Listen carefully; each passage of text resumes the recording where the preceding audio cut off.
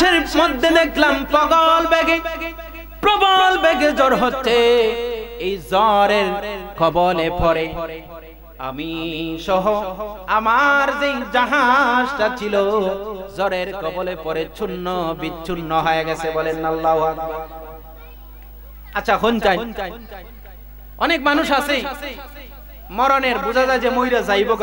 গতকালকে দেখলাম আমাদের রাজশাহীতে একসাথে এক জায়গা ঘন কুয়াশার কারণে 60টা বড় বড় বাস এক জায়গার মধ্যে অ্যাক্সিডেন্ট। আল্লাহু আকবার। কিন্তু ওইখানে একটা মানুষও মারছে। আবার দেখা যায় একটা গাড়ি মরলে একটা গাড়ি ফললে অনেক মানুষ মারা যায়। যায় কি যায় না? মৃত্যুটা একমাত্র আল্লাহর পক্ষ থেকে নির্ধারিত। সম্মানিত হাজিরিন, বলতেছিলাম যুবকটা ফরমাইলেন, হুজুর আমি যখন সমুদ্রের মধ্যে সমুদ্র পথে যাত্রা দিলাম, মধ্য সমুদ্র যাওয়ার পরে আমার এই জাহাজটা জ্বরের কবলে পড়ে চূর্ণ বিচ্ছুন্ন হয়ে গেল।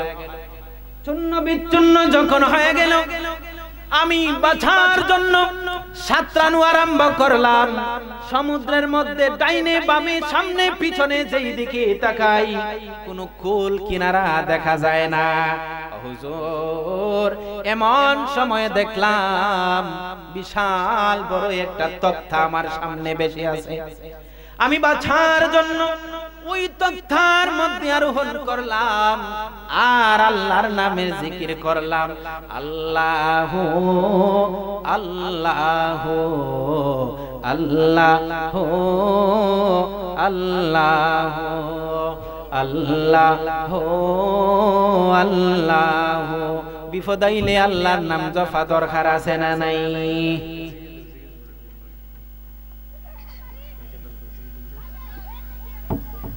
বলবেন হুজুর এইটা কেমনে হইল? দেখেন ওই যে সামনে চৈত মাস আইতেছে না, তুফান যখন আয় দয় আল্লাহ রাসূলের, দয় সুলাইমান পয়গম্বর, দয় অমুক দয় তমুক, হয় কি হয় না? তুফানও নাই, দয়ও নাই, আল্লাহও নাই, রাসূলও নাই, আছে না নাই? কিন্তু মুমিনের পরিচয় হচ্ছে আলহামদুলিল্লাহি কুল্লে হাল। সুখে থাকলেও আল্লাহর নাম জপতে হইব, দুঃখে থাকলেও আল্লাহর নাম জপতে হইব। কথা বলেন ঠিক কি? সম্মানিত হাজিরিন, বলতেছিলাম যুবকটা বললেন, ও হুজুর আমি যখন দেখলাম বাঁচার কোনো মাধ্যম নাই, তক্তারে আমি শেষ ভরসা মনে করে ধরে রাখলাম। তক্তার মধ্যে যখন আরোহণ করলাম, ধরলাম যখন, একদিন নয় দুই দিন নয় কতদিন যেন আমি তক্তার মধ্যে দরিয়াছি বলতে পারি না। হঠাৎ করে দেখলাম ওই তক্তাটা সমুদ্রের একটা কিনারার মধ্যে নিয়ে গেল, যেইখানের মধ্যে বিশাল বড় একটা দুদু মরুভূমি অথবা বাগান দেখা যায়। বলেন আল্লাহু আকবার। এই বাগানের মধ্যে যখন আমি উঠলাম, বাঘ ভালুক হিংস্র কোনো প্রাণী পাইলাম না, কোন মানুষের কোন সন্ধানও পাইলাম না। আমি বাঁচার জন্য বাগানের লতা পাতা ফুল ফল খাওয়ার জন্য চেষ্টা করলাম। কিতাব প্রমাণ করে ওই লোকটা বলে, হুজুর আমি একদিন নয় দুই দিন নয়, একদিন নয় দুই দিন নয়, আমি একাধারে 4 মাস ওই জায়গার মধ্যে অবস্থান করেছি। বলেন আল্লাহু আকবার। দেখেন বাজান, গরু জবাই করেন না, কুরবানি দে, মুরগ জবাই করেন না, মরব তো মরার আগে একটা শেষ একটা সাইড দেই কি দেয় না? তা আমরা কই কি দেয় আইলে বইতে রকম কইছি না 9:30 কোন দেখো বলতেছিলাম। ওই লোকটা ফরমাইলেন, আমি যখন 4 মাস অবস্থান করলাম, মনে মনে চিন্তা করলাম এমন এক জায়গার মধ্যে আটকা হয়ে গেছি, সেখান থেকে যদি আমি বাইর হওয়ার না চেষ্টা করি, একদিন না একদিন এমন এক জনশূন্য অবস্থায় পড়ে আমি মরে যাব। যাই হোক আমি এখান থেকে বাড়িতে যাওয়ার একটু চেষ্টা করে দেখি। লোকটা ফরমাইলেন, আমি বাড়িতে যাওয়ার জন্য যখন চেষ্টা শুরু করলাম, হঠাৎ করে দেখলাম বিশাল বড় একটা দালান কোঠা দেখা যায় রে বাবা। ওই বাছার আকুতি নিয়া মনের ভিতরে আশার সঞ্চয় হইল, যেহেতু ঘর আছে তার মানে বোঝা যায় ঘরের মানুষও আছে, ঠিক কি না? ওই ঘরের ভিতরে ঘরের কাছে যখন গেলেন যায় দেখলেন তালা আছে কিন্তু চাবি নাই, ঘরের কাছে গেলেন অটোমেটিক ঘরের দরজা খুলে গেল, বলেন আল্লাহু আকবার। ঘরের দরজা যখন খুলে গেল ওই লোকটা যুবক হাসান বসরিকে বলতেছেন, ও হুজুর ঘরের দরজা খোলার পরে দেখলাম ঘরের ভিতরে কোনো জায়গার ভিতরে কোনো মানুষ দেখা যায় না গো হুজুর। আমি যখন দেখলাম চতুর্দিক নজর দিয়ে দেখলাম কোনো মানুষের কোনো চিহ্ন নাই, ওই ঘরের ভিতরে বিশাল বিশাল বড় বড় সিন্দুক দেখা যায়। এখনের বর্তমানে যারা আমার বয়সে অনেক ছোট, সিন্দুক অনেকে চিনে না, চিনেনি? মুরব্বীরা সিন্দুক চিনে, বিশাল বড় বাস্ক আলমারির মতো। এই সিন্দুকগুলা দেখার পরে আমি ওই সিন্দুক বহুত চেষ্টার পরে একটা সিন্দুকের তালা ভাঙলাম, ভাঙ্গিয়া যখন সিন্দুকের ডালা উঠাইলাম ছায়া দেখলাম ওই সিন্দুকের ভিতরে অসংখ্য অগণিত মানুষ দেখা যায়। সুবহান। নারে তাকবীর, নারে রিসালাত, আহলে সুন্নাত ওয়াল জামাত। নারে তাকবীর, আল্লাহু আকবার। নারে তাকবীর, আল্লাহু আকবার। নারে রিসালাত, ইয়া রাসূলুল্লাহ। আহলে সুন্নাত ওয়াল জামাত জিন্দাবাদ, জিন্দাবাদ। বিশেষ অতিথির আগমন, শুভেচ্ছার স্বাগতম। শুনে বলেন, করে বলেন। বিশেষ অতিথির আগমন, শুভেচ্ছার স্বাগতম। শেখ মোহাম্মদ হাবিবুর রহমান আশিকি সাহেবের আগমন, শুভেচ্ছার স্বাগতম। এই মাহফিলের পক্ষ থেকে লাল গোলাপ শুভেচ্ছা। নারায়ে তাকবীর, আল্লাহু আকবার। নারায়ে রিসালাত, ইয়া রাসূলুল্লাহ। আহলে সুন্নাত ওয়াল জামাত জিন্দাবাদ, জিন্দাবাদ। বিশেষ অতিথির আগমন, আশিকি সাহেবের আগমন, আশিকি সাহেবের আগমন। নারায়ে তাকবীর। আলহামদুলিল্লাহ, ইতিমধ্যে আমাদের বিশেষ অতিথি সাহেব আমাদের মঞ্চে উপস্থিত হয়েছেন। আলহামদুলিল্লাহ, এখন যারা বাড়িঘরের মধ্যে বসে আছেন আপনাদেরকে বিনীতভাবে অনুরোধ করব মাহফিলে আসার জন্য। আমাদের হুজুর কিন্তু চমৎকার ভাবে বয়ান করেন।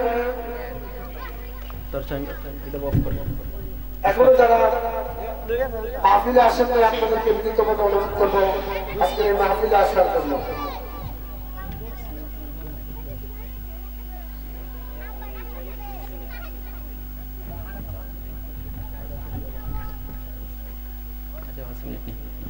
সম্মানিত হাজিরি, হুজুরের অনুমতি ক্রমে আমি আরো 5 মিনিট সময় নিলাম। মেহমানদের বসায় রাখা ঠিক না, বুঝছেন? বলতেছিলাম বাবারে, ওই যুবক ফরমায় হাসান বসরি গো, আমি যখন ওই ঘরের ভিতরে প্রবেশ করলাম, ঘরের ভিতরে কুটুরি খোলার পরে বিশাল বিশাল বড় বড় সন্দুক দেখলাম। সন্দুক খোলার পরে দেখলাম এই সন্দুকের ভিতরে অনেকগুলা মানুষ। আমি একটা মানুষে ধাক্কা দেওয়ার চেষ্টা করলাম, ধাক্কা টিকি দিলাম, কিন্তু দেখলাম ওই সন্দুকের ভিতরে যত মানুষ আছে সমস্ত মানুষই মৃত। সুবহান। উনি বললেন সব মানুষ মৃত। আমি ভয়ে আতঙ্কিত হয়ে গেলাম, এখান থেকে দৌড় দিলাম, সামনে যায় দেখলাম দুইটা যুবক ঘোড়া আরোহণ করে সোয়ার করে আসতেছে। ওই যুবক দুইজনে আমাকে আরোহণ করলেন। হে অচিনা যুবক, তুমি এখানে কিসের জন্য আসছো? উনি ফরমাইলেন, যুবকদ্বয়, আমি আসছি এখানে, আমি এই রকম ভাবে সমুদ্র যাত্রায় এসে আমি হঠাৎ করে থমকে গেছি, আমি কিভাবে বাহির হব? দুইটা ঘোড়াতে আরোহণ করার যুবক ফরমাইলেন, আপনি একটা কাজ করতে পারেন, একটু সামনে অগ্রসর হন, যায় দেখবেন একজন মানুষ ওইখানে নামাজ পড়তেছে। সুবহান। ওনার কাছে গেলে একটা ব্যবস্থা হবে। যুবকটা যখন নামাজিওয়ালা ব্যক্তির কাছে গেলেন, সালাম দিলেন, নামাজ শেষ করার পরে উনি ফরমাইলেন, বাবারে তুমি এখানে কিসের জন্য আসছো? ওই যুবক ফরমায়, হুজুর এই রকম ভাবে আমার জীবন বৃত্তান্ত, অমুক অমুক আমি জিনিস দেখছি, আমার বাড়ি বসরার মধ্যে, আমি বসরাতে যাব। এবার ওই নামাজিওয়ালা ব্যক্তিটা আকাশের মেঘকে ডাক দিলেন, এরে আকাশের মেঘ এদিকে আসো। আকাশের মেঘ আসে, সালাম দেয়, সালামের জবাব দেওয়ার পরে বলে তুমি কোথায় যাবে? একজন অমুক দিকে, আরেক মেঘের জবান থেকে আসে অমুক দিকে। একটা মেঘ জবাব দিল আমি যাব বসরা শহরে। ওই মেঘ যখন বলল বসরা শহরে যাবে, ওই যুবক যিনি নামাজ পড়তেছেন, আল্লাহর ওয়ালি, আল্লাহর বান্দা, উনি ফরমাইলেন, হে মেঘ, তোমার কাঁধে করে, তোমার উপরে সওয়ার করে ওই যুবকটারে তুমি বসরা শহরে নিয়ে যাও। বলেন না সুবহানাল্লাহ। ওই যুবক যখন মেঘের উপরে আরোহণ করলেন, উনি এখন বললেন, হুজুর, আপনার মাধ্যমে আমি আমার শহরে যাব। এখন জানার বড় ইচ্ছে হয়, আমি যে আসলাম, এতদিন থাকলাম, এই ঘরের ভিতরে ঢুকলাম, ঘরের ভিতরে লাশ দেখলাম, এইগুলা কি আপনিই বাকে? দুইটা যুবক যে দেখলাম গুড়ার মধ্যে আরোহণ করতেছে, এদের ভিতরে আবার রেশমি পোশাকও আছে, তারা কারা? উনি জবাব দিছে, তাহলে শুনো, তুমি যে এই ঘরের ভিতরে, কুটিরের ভিতরে ছিলা, একটা ঘর যে দেখছিলা, এটা দুনিয়ার কোন ঘর না, এটা আল্লাহর একটা কুদরতি ঘর। না সুবহানাল্লাহ। ঘরের ভিতরে যে মানুষ দেখছো, অসংখ্য অগণিত মানুষ, এটা দুনিয়ার কোন নির্দিষ্ট কোন এক জায়গার মানুষ না, আল্লাহর সৃষ্টির যত জায়গার ভিতরে জল মহাল আছে, জল আছে, নদী, সমুদ্র, যত জায়গার ভিতরে আছে, লা ওয়ারিস যতগুলা মানুষ আছে, সমস্ত মানুষে আল্লাহর কুদরতি ফেরেশতারা একত্রিত করে ওই ঘরের ভিতরে সন্দুকে এনে রেখে দেয়। না সুবহানাল্লাহ। আর দুইটা যুবক যে দেখলা গুড়ার মধ্যে আরোহণ করে আছে, তারা দুনিয়ার কোন মানুষ না, তারা হচ্ছে আল্লাহর কুদরতের নূরের তৈরি ফেরেশতা। না সুবহানাল্লাহ। আর আমার পরিচয় হচ্ছে, আমি হচ্ছি আল্লাহর একটা গোলাম। হযরতে খিজির আলাইহিস সালাম এখনো পর্যন্ত আল্লাহর কাছে শেষ নবীর উম্মত হিসাবে স্বীকৃতি পাওয়ার জন্য কাঁদতেছি। না সুবহানাল্লাহ। আল্লাহ পাক যেন আপনি আমাকে সকলকে বুঝার, আমল করার তৌফিক দেন। আমরা সকলে পড়ে আমিন। ওয়া আখির দাওয়ানা আনিল হামদুলিল্লাহি রাব্বিল আলামিন। এই সভাপতি শব্দ আছে, একটা নারায়ে তাকবীর দাও। অসুবিধা। মাশাআল্লাহ, মারহাবা, অত্যন্ত সুন্দর আলোচনা করেছেন।